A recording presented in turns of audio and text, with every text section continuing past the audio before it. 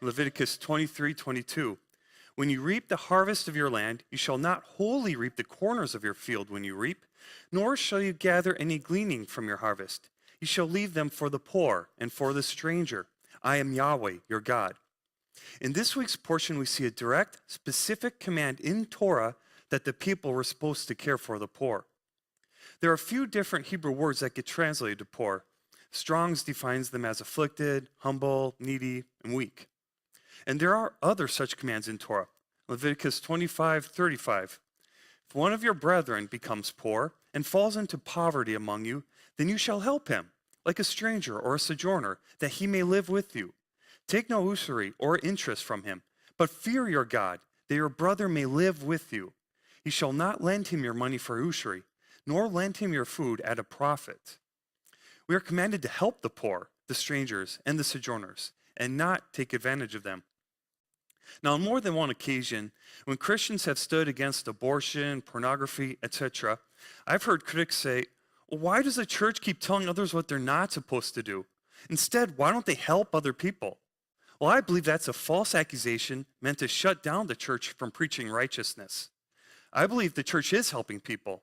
I know of plenty just among our own congregation. If there were people denouncing charity, like there are people promoting homosexuality and transgenderism, then we would be pushing back just as much. But I don't hear anyone telling others to not help the poor. However, this is always a good message to hear to encourage us to follow the Torah and help the poor. Deuteronomy 15:7. If there is among you a poor man of your brethren within any of the gates in your land which Yahweh your God is giving you, you shall not harden your heart, nor shut your hand from your poor brother, but you shall open your hand wide to him, and willingly lend him sufficient for his need, whatever he needs. We need to give to the poor with a willing heart. Verse 10, you shall surely give to your poor brother, and your heart should not be grieved when you give to him, because for this thing Yahweh your God will bless you in all your works, and in all to which you put your hand. Oops. The next verse. For the poor will never cease from the land. Therefore, I command you, saying, you shall open your hand wide to your brother, to your poor and your needy in your land. God will bless us when we bless others, just as the golden rule states. Now, notice the Torah states there will always be poor people. That's part of living in a fallen world. There are people who try to come up with systems to eradicate poverty using wealth distribution. The thing is, some people will have to be in charge of that distribution, and as soon as they become corrupt, they'll take more for themselves and leave everyone poor. We won't all truly be rich until Yeshua returns. Now I'd like to take a look at the responsibility of the poor. We see we're commanded to help the poor, but we also see God has a structure in these commandments that involves those receiving the help to play their parts. The verse we looked at from this week's portion is a repeat of a command from Leviticus 19, verse 9. When you reap the harvest of your land, you shall not wholly reap the corners of your field, nor shall you gather the gleanings of your harvest. And you shall not glean your vineyard, nor shall you gather every grape of your vineyard. You shall leave them for the poor and the stranger. I am Yahweh your God. Notice here, as in the passage from this week's portion, it ends with, I am Yahweh your God. This happens constantly throughout the Torah. It's like God is adding his signature, verifying that he is the author of this word and he's endorsing it. As for the commandment itself, first, the owners of the fields would harvest most of their crop. Then the poor and the strangers would come and get what's left. Some principles to take away from this in respect to the spirit of the law is the business owners and workers got the most and the poor got less after the fact. Also, the poor and strangers had to actually do the work. They did the same harvesting work as the owners and employees, but they did less of it and reaped less. We see this principle a third time in Torah, back in Exodus 23, verse 10. 6 years you shall sow your land and gather in its produce, but the 7th year you shall let it rest and lie fallow, that the poor of your people may eat. And what they leave, the beasts of the field may eat. In like manner you shall do with your vineyard and your olive grove. Again, the poor would gather after the owners and their employees. The reason is if the poor could could get just as much as the owners without doing any work, there would be no incentive for them to work.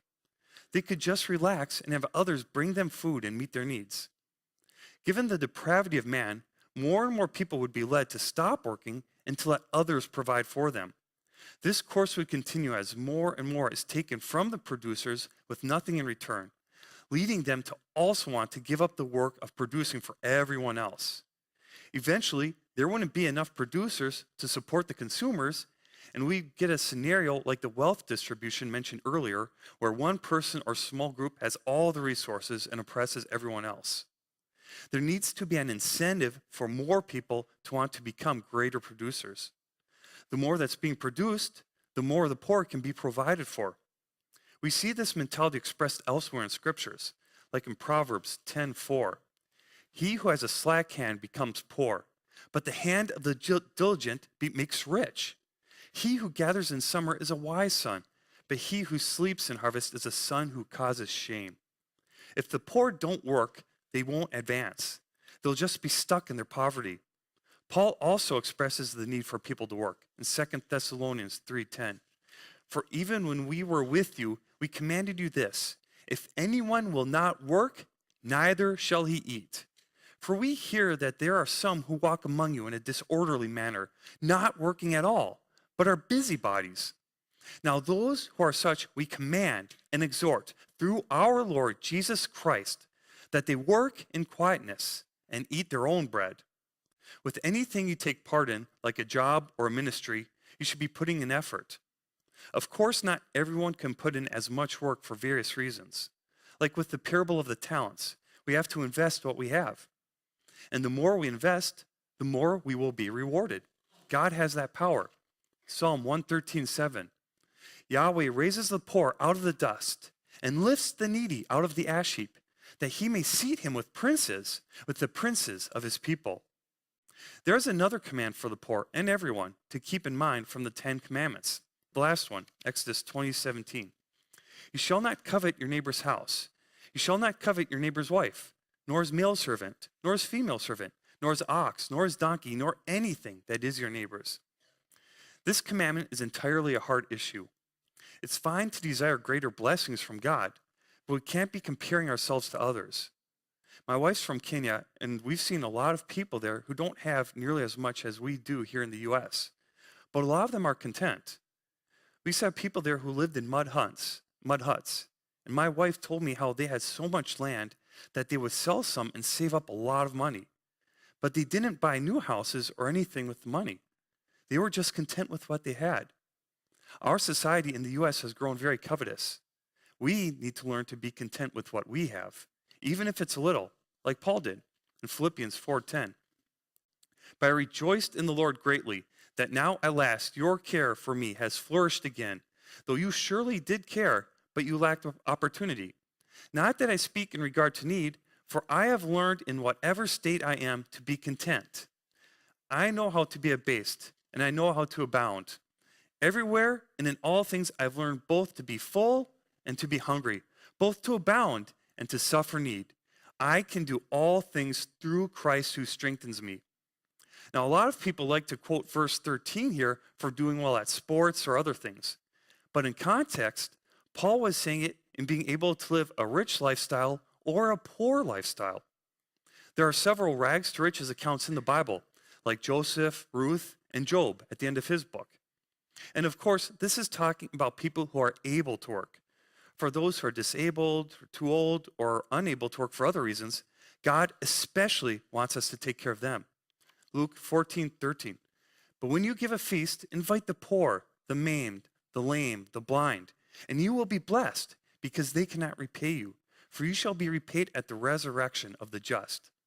But, like with the parable of the talents, everyone should be using what God gave them, even if it's a little. When I was going to grad school, I worked for a man who had gotten a master's in engineering and started his own business, and he was blind and deaf, like Helen Keller. Now, we're not all expected to start our own businesses, but we are expected to use the talents God has given us. And most importantly, we're expected to help others with them. Shabbat Shalom.